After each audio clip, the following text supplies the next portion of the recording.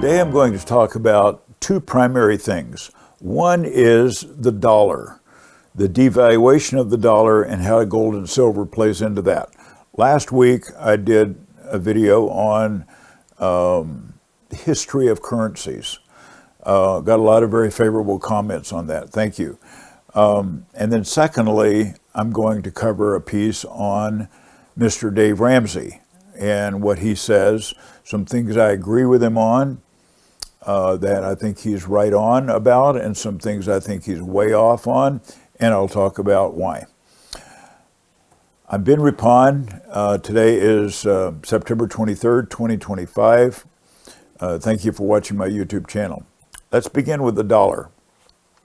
This ties into gold and silver. So I'm going to repeat a little bit of what I covered last week to give context to this week. We went off the gold standard a long time ago, but we made a deal in 1944 with many nations to become the world currency. In that agreement, we agreed that we would create an equivalency, I won't say gold-backed, but equivalency between our currency, the dollar, and gold. So in other words, if somebody had dollars legally, they could, this is what the agreement said, they could legally take those dollars and exchange it with the government for an equivalent amount of gold at the current price of gold. One for the other. You didn't make money on it, you didn't lose money, but you went from paper to precious metals. And after the war, Europe, namely Netherlands, France, and Germany, started redeeming the dollars that were being spent over there. Now, I'm not blaming, someone commented on this, I'm not blaming Europe for this. This was our fault. We set that structure because we wanted to be the reserve currency of the world. And there's a big benefit in doing that. But they held our feet to the fire and said, if you want to do that, you've got to create equivalency. And then when at that point, 1944, we had 16,000 metric tons of gold in our four depositories, Denver, Fort Knox, West Point, and the Federal Reserve Bank of New York. Those are the four places, 16,000 metric tons. That agreement, because we were spending so much money in Europe following the war,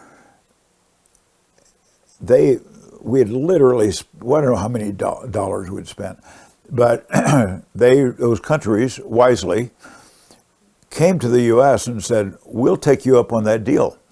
Here's all of the dollars, whatever denominations, I don't know. We want an equivalent amount of gold. They took we had to redeem those per the agreement, and we spent 8,000 tons of gold to redeem those dollars. So we depleted our reserve base of gold backing our currency about 50%. And then President Nixon in 1971 signed an executive order and said, we're going to break the agreement. All bets are off. Thankfully, he did that. Wisely, he did that. Or I'm thinking within a couple of years, we would have had no gold. We would have had no backing for our currency. At that point, all you've got is paper. So I just reached in my pocket, pulled out a dollar bill. What is it? It's a piece of paper.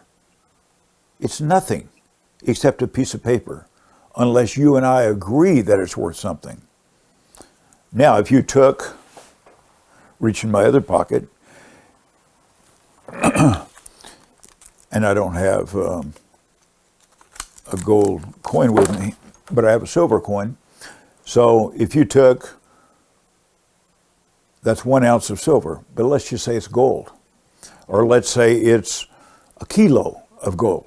You take that and you say, what's this versus this?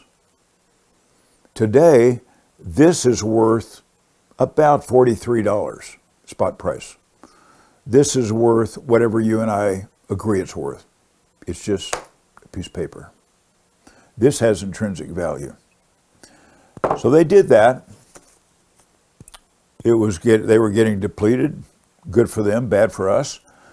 And we stopped it. Since 1971, to my knowledge, I'll stand corrected if you have different information, but I cannot find any information that says we have added 1 ounce of gold to our reserves in 54 years. 1 ounce. Well, they're producing thousands of tons a year, a few thousand tons. Where's the gold going? China is the number 1 buyer, has been for many years. Number 2, Russia. Number 3, India. We're not even on the list.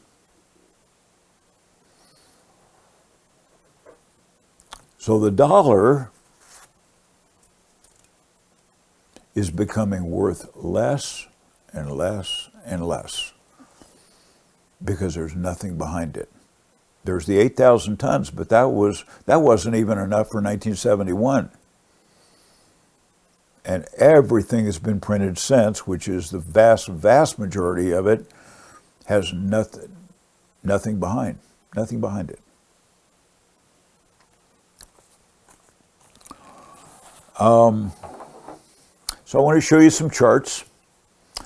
The first chart is, and you may say, why does all this matter? Well, it matters because if you don't have any gold behind it or something of intrinsic value behind it, it diminishes in value, which means it's still a dollar, but its purchasing power goes down. Here's a chart of going back to 1913, which is when the Federal Reserve was created, to today. It started at $1,000, using $1,000 as the baseline, and it goes all the way down to the very end, and just a minimal amount at the very end, which is 4%. So we have lost 96% of the purchasing power of the dollar since 1913. Now, what you don't see is at the very end of the chart, maybe the last inch of the chart, you don't see from 2000 until present. That's about 25 years. I'll show that to you. There's the last 25 years. Actually, it's worse than that. That takes you to about 2022. And since that time, it has dropped quite a bit more. So the chart just goes down. And if you could go further, it would probably go to the bottom of the screen. That's what's happened because we printed and printed and printed. Well, it's not really printing, it's digital digits. So they just hit a button and there's $1 trillion. So it means we don't even have to run the printing press. So yeah, it's worth about 4 cents on the dollar. We've lost 96% of its purchasing power. Here is, now, if you switched over to gold, and you said, what has gold done? So here you have the dark line, which kind of starts in the middle of the page, the green line. It goes down, similar as what I showed you. And by the way, this is just from 1970 forward. It may be even 71, I'm not sure. So about 50 plus years. That's what's happened to the purchasing power of the dollar. The consumer price index, which is not inflation, but it's used as an indicator of inflation, the cost of living, is the light green line. It has gone up. So the dollar, so why are people being squeezed? Okay, you get a raise, you make an income, you get a raise, you get a bonus, blah, blah, you change job, whatever you do in there, but you're not keeping up. You're not making enough money to pay your bills. And it used to be your bills were less, but you could at least pay your bills. That's what's happening. Buying power of the dollar has gone down, cost of living has gone up. Then overlay on top of that, what's going on with gold? Well, gold, like many other assets, certainly gold is true, it goes up and down. And this is a chart of what gold has done relative to both of those. So the dollar, garbage. Gold gone up, but it has definitely gone up and down. Now it has been on a run, and if you could, I didn't do this because, I want to be accurate about it, but my estimation, knowing what gold has done this year, the last couple of years, if I were to extend that gold line up to where it is today, it would probably be off your screen. It would go on up to the top and maybe beyond. That's gold. It's done a lot more than the cost of living, and you can see what it's done versus the buying power of the dollar.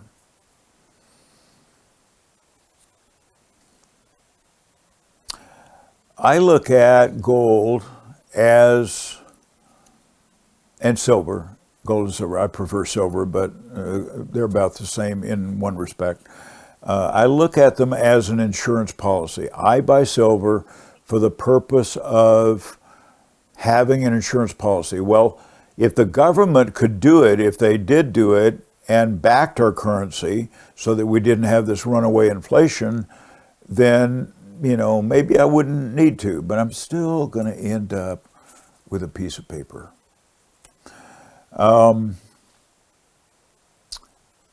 When people are selling something, and there's people who are out there selling gold and silver, there's people out there selling investments, they're trying to sell you on do this and don't do that. Watch out for agendas. I'll get into this more later, but there are agendas that are driving around money for them, not for you, so be careful. I will explain more later. I started buying silver and gold, actually, back in about 35 years ago. I'm sorry, I don't remember the year, but it was approximately 35 years ago. And silver at that time was about $8 an ounce. Gold was about $400 an ounce. I do remember that. And when gold went up, I forget how high it went, to $2,000 or so, and silver went way up. Silver went up to like $48 from $8. And I sold my silver. It just got too high. And I just thought, this is just too tempting. So I just sold it. And at around 40, I don't remember the exact dollar amount, but approximately $40. And then I waited a while, and then silver came back down, as I was thinking it might, and I bought back in at $17. That was not the bottom. It went on down further, and now it's about $43 as of today. Now, and so I've been buying. I started buying at 17. I've been buying ever since, and I'm still buying. But this time, I am not selling. If silver goes to $100 an ounce tomorrow, I'm not selling. It is an insurance policy, and I don't sell my insurance policy. And I don't look at it every day to see what it's worth. The insurance policy protects against the decline of the dollar or the eventual collapse of the dollar. Hopefully that won't happen, and I don't have to use my insurance policy. But if it does, I have a currency, it has intrinsic value, and I can barter with it. I can use it to buy goods and services. In my YouTube video last week, someone commented, I've seen this before more than once, why not just buy GLD and SLV? Those are ETFs for gold and silver. Why not just do that? Because today they actually float with the value of gold and silver. So if gold goes, let's just say hypothetically, it goes up 1%, GLD as an ETF goes up about 1%, and so forth, and down, same thing. I think I don't do that, and I don't recommend it. And the reason is because, remember, I'm not looking for another piece of paper. GLD and SLV are ETFs denominated in dollars, and they're just more paper. The fact that it moves with gold and silver at about the same speed, it's still denominated in dollars, and when I need it, those dollars, in my opinion, are not going to be there. So I want something physical that I can put in my hand that has, in my opinion, intrinsic value. Watch out for agendas again.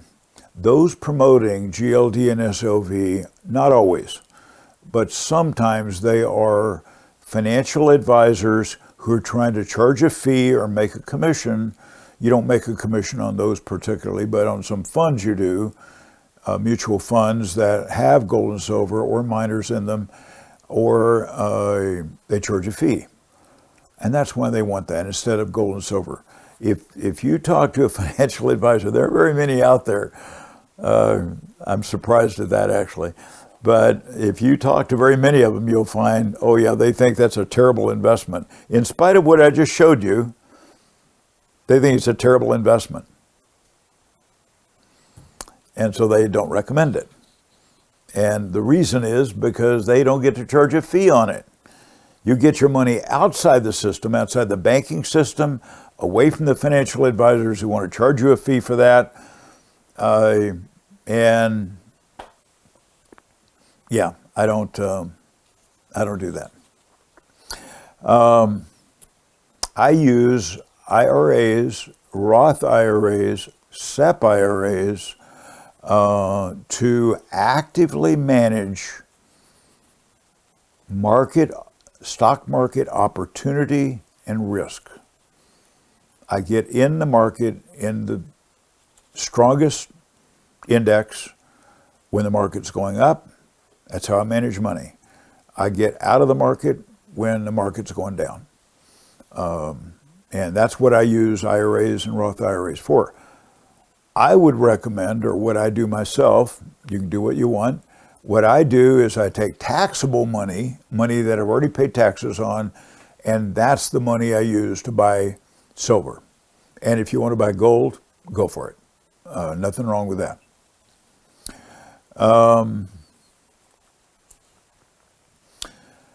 This time I am not waiting for a pullback like in the past. I'm not selling now. I'm not selling at any time. I'm hanging on to it. And if it does go down, yeah, I'll buy. But if it goes up, I'll still buy. So I'm still buying because I think it's going to go a lot higher. And we'll buy more goods and services if we ever get to that point. If we don't, I'm still glad I own it. So I kind of addressed 2 or 3 things that have been made, that were made in comments. Okay, now I want to jump over to a subject. You've heard me talk about Dave Ramsey before. Dave Ramsey is a radio commentator. He has a show. He's an excellent entertainer. If you like to be entertained, when you like good old boy Southern humor, you'd love Dave Ramsey because he's good at it. He is also good, I want to make this clear, he's also good at helping people with budgets, financial education regarding budgets, and around getting out of debt. Sometimes people get deeply in debt, and he has a methodology to help people with that. I think it's been proven to be very effective, so I would give him credit for that. However, there is no money in helping people get out of debt. I think he figured this out a long time ago. And there is no money in helping people build a budget. So he figured out where the money was, and that's where he went. This last weekend, I was listening. I was in my car. The radio came on, and it happened to be the Dave Ramsey show. So I was listening. This lady calls in. She had cancer, or had previously had cancer. Got laid off from her job. Converted her life insurance her group life insurance policy at work to a whole life policy. And her comment was, should I keep it or not? Well, I know his view, and I knew where he was going to go with it, so he figured a few questions to try to get to the answer he was looking to give her, and she didn't give him that. But she said that she had, as I recall, $500,000 of liquid investments and about $1.5 million in home equity. And he asked her a lot of questions, and I think he was trying to looking for how to tell her that her policy was terrible, because he thinks whole life insurance is terrible. And it's a standard answer, one size fits all, which he does with investments as well. One size fits all, whole life insurance is terrible. And she wasn't giving him anything to work with. And he kept trying to badger her into canceling the policy. Now, she's had cancer. Her risk is quite a bit higher. The chance of her husband collecting on that policy is pretty high. She can't go get another one because she's had cancer. And so if I were advising her, I don't sell life insurance, but if I were to advise her, I would say, don't sell that policy. Don't get rid of it. It's a valuable asset because you have higher risk than most people. About 20 years ago, I sold my company. I had money, and so I bought a very large life insurance policy, and I put a lot of money in that. I'm glad I did that. It's not whole life insurance, but it's sort of like that. It's called universal life. And it's a version of it. It's kind of permanent insurance. I put that money in, and it's been in there over these years. It's grown, and I'm glad I have it. I paid on it for, I forget, but I think about 5 years, something like that. I haven't paid another cent since that time. It's not paid up, but with universal life, it kind of works like that. And won't be making I've got enough money in there that I won't be making any more premium payments. I'm glad I've got that, and I do have other assets, but in a way, maybe my wife doesn't need it, but we want to pass it on to our kids and so forth. So I think it's a very smart move, and the money is growing tax-free. For 20 years, it's been growing tax-free. Very glad I've got it. I'm not in a position where she was, I had cancer or something. And he was this was kind of sleight of hand on his part, I thought. She had $500,000 in liquid assets, $1.5 million in her home equity. Okay, that's $2 million. He kept saying, you've got $2 to $3 million, you don't need it. Well, she doesn't have $2 to $3 million. She has $500,000. The $1.5 million of equity in her house is not cash. She's not going to sell her house to prove that she's got $2 million, and it's not $3 million. But he kept saying $2 to $3 million, trying to exaggerate the point that you don't need the insurance. Finally, he badgered her enough, and finally she just backed down and relented and kind of said that, yeah, she probably didn't need it. But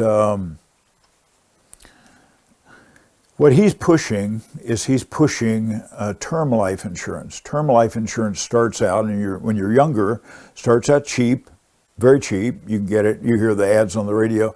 You can get it for, not a lot of money. What he doesn't tell you is the rest of the story. And by the way, I'm not against term insurance. I'm not against whole life. I'm not against universal. And I'm not pitching any one of them, nor do I think they're bad. I don't have, but I think I bought term insurance before when I was younger. It served a purpose. I bought it in my I think I bought some personally. I know I bought it in my business because my partner and I had it. And so if I died, then he would have money to buy out my shares and vice versa. So we did that. And, but anyway, but with whole life insurance, or usually, mostly now it's universal life, you pay more for the same amount of insurance. So it's like, okay, which one do I want? Well, it's obvious, I want the cheaper one. But what they don't tell you is, and if you've had it, you know what I'm talking about, is that over the years, that term life insurance goes like this. And at some point in here, way more than whole life insurance, it becomes so expensive, you just drop it. Most people do. They go out for 10 years or 20 years or something, and then they drop it. I paid for mine, I'm saying 5 years, I don't remember the number, something like that. And I haven't paid a cent in 15 years. And it just keeps growing. It's fantastic. I love it. People who are wealthy people, they buy whole life insurance. They don't buy term insurance, typically. And they buy it in large amounts. They may buy 10 million or tens of millions or hundreds of millions. I'm talking about very wealthy people. They like life insurance because it's tax-free growth, tax-free benefit going to the beneficiary, and they use it to pay their tax bill, estate tax.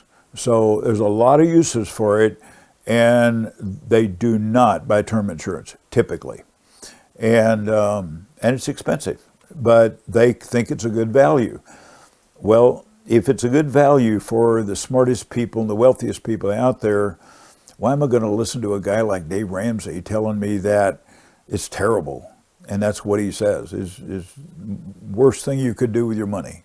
And I think he's just guiding people wrongly, because each person is different. He didn't look at my circumstances where I think it's very helpful, or others.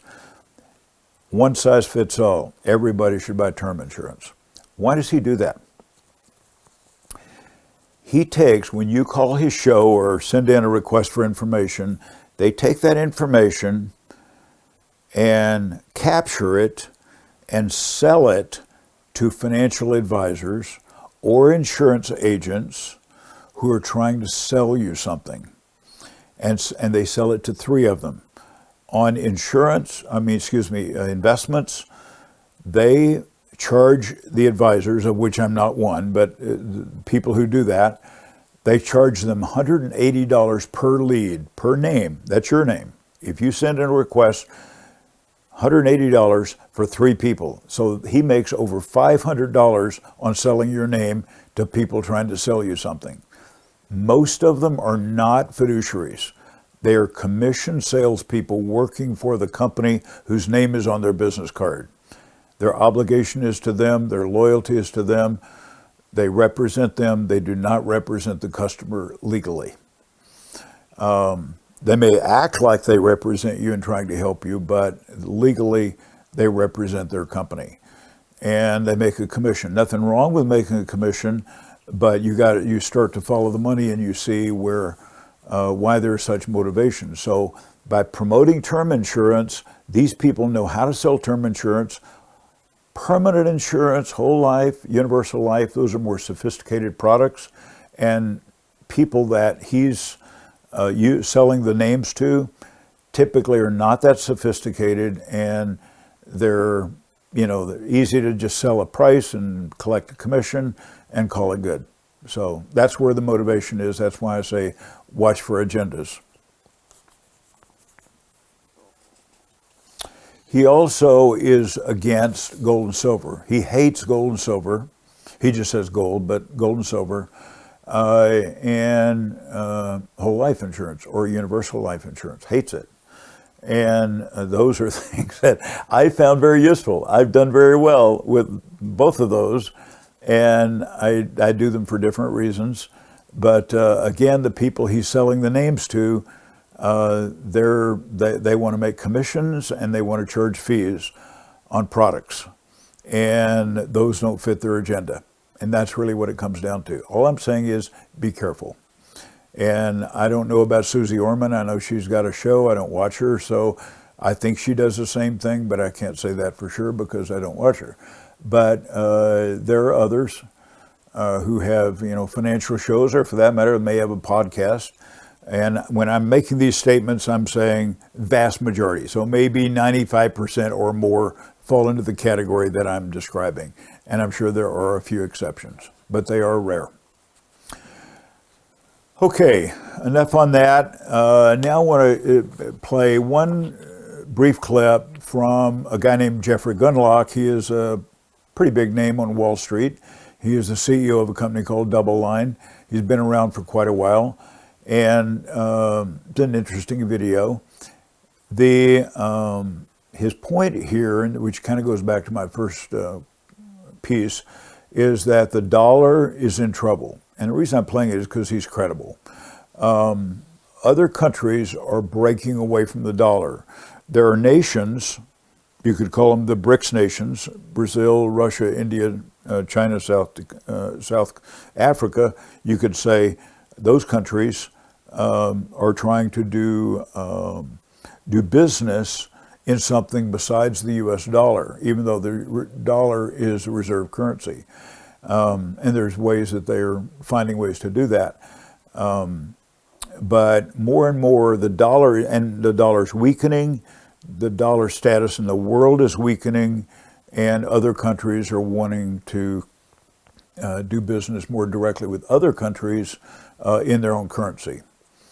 If the dollar is at risk, I'm not saying we're losing our reserve status right away, but if the dollar is at risk, certainly at risk in declining in value, then it puts our economy at risk and our way of life at risk. So it's a big deal if the dollar loses buying power. And it's unfortunate that the U.S. has not chosen to back its currency with gold since 1971. And I don't know the last time we bought any gold, but it's unfortunate. But therefore is why I made the case, hey, back it yourself. Get your own silver and gold. And that's all you're left with. Otherwise, you got a piece of paper. And I want to start there, considering the fact that you've talked about how the U.S. is going to go bankrupt and how it's on an unsustainable fiscal path. Are we seeing that priced in, or is there still a reckoning to come? Well, it's certainly behaving differently than it was for the last 4 decades. I mean, what we've seen is in the last 15 years, there's been a number of corrections on the S&P 500. And in every single one of them, when the S&P goes down more than 10%, the dollar index, the trade-weighted dollar index goes up. This time, the dollar went down when the S&P 500 went down almost 20%. That's strange. Things are behaving differently. Usually when the Fed starts cutting interest rates, rates across the yield curve go down. The 10-year Treasury almost always goes up immediately following the first Fed rate cut, and then it keeps rallying for a while. This time, the 10-year yield went up, and the yield curve is steepening.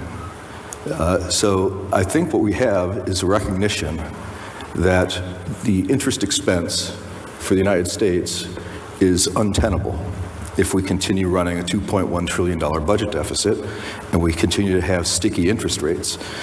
One thing that people fail to appreciate is how much the average Treasury payment has gone up. The average yield, the average coupon on Treasuries was below 2%. The entire Treasury market, all 30-odd billion of it, you average it all together. Some of them are old, they were issued with higher interest rates, but it was below 2%. Now it's pushing 4%. And as long as bonds are maturing, and there's trillions and trillions of dollars of them maturing, a lot of them were issued back in, 2009, 2008, these other time periods. Even if you just issued them in 2019, some of these are starting to come due. And they were issued with coupons of 0.25%. And now it's 4.25%, so it's 400 basis points higher. So this problem continues to build, and there's an awareness now that the long-term Treasury bond is not a legitimate flight to quality asset. It's not responding to lower interest rates. It's not really responding to an inflation rate, which is now 2.5%. Probably going to go higher on the inflation rate because the ones that are rolling off from a year ago, I mean, the cumulative, I think, headline CPI that came out today, it was a 0.18. But the one that was rolling off, I think, was 0.1. And if you do the next 2 months, those 3 months together, that quarter, the cumulative rise from a year ago was 0.1. So we're likely seeing the low point in near-term inflation. So yeah, I think the reckoning is coming, is that we have to somehow figure out how we're going to deal with $37 trillion. I mean, we're actually going to hit the 37 trillion number for real. It's still 36.95 trillion, but it's going up quickly. So yeah, there's going to have to be some pretty creative thinking, and the market's starting to believe that. So the previous group talked about capital flows, and one of the reasons that the U.S. is underperforming at this point is so much money came into the United States since, say, 2015 or so, or 2005. And there was a net investment position. Foreigners were investing more in the U.S. than the U.S. was investing outside the country, to the tune of $3 trillion. That was about 15, 17 years ago.